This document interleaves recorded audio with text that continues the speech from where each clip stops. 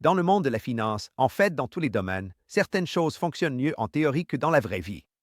Souvent, de bonnes idées ne survivent pas à leur affrontement avec la nature humaine. Tout le reste étant égal, ça rencontre la réalité, mais tout le reste n'est pas égal, eh bien, les choses se compliquent. Ce n'est pas vrai avec les résumés de dépenses. Je crois vraiment qu'ils peuvent fonctionner encore mieux dans la vraie vie que dans les livres et les cours.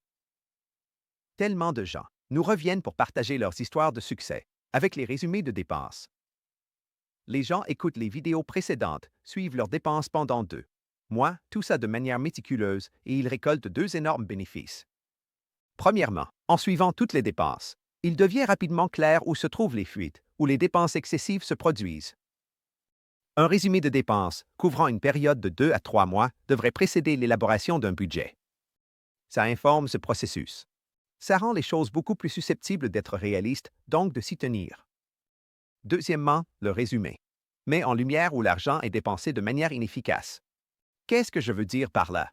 Si souvent, en fait, presque à chaque fois, les utilisateurs de résumés de dépenses disent quelque chose comme ça. On savait qu'on dépensait beaucoup pour des trucs, des machins, des choses comme ça. Mais en le voyant vraiment sur papier, ça nous a fait nous demander si ça comptait vraiment pour nous. Est-ce qu'on en avait vraiment pour notre argent? Est-ce qu'il n'y avait pas de meilleure façon de dépenser cet argent? Écoute, je n'aimais même pas les résumés de dépenses, ni je ne les encourageais. Les 20 premières années, je faisais ça. Mais j'avais tort. Ces choses-là, c'est de l'or, comme ça se prouve encore une fois. Avec ce retour, je reçois encore et encore de nos vidéos précédentes. Ne t'inquiète pas, de faire ça en décembre, c'est une période chargée.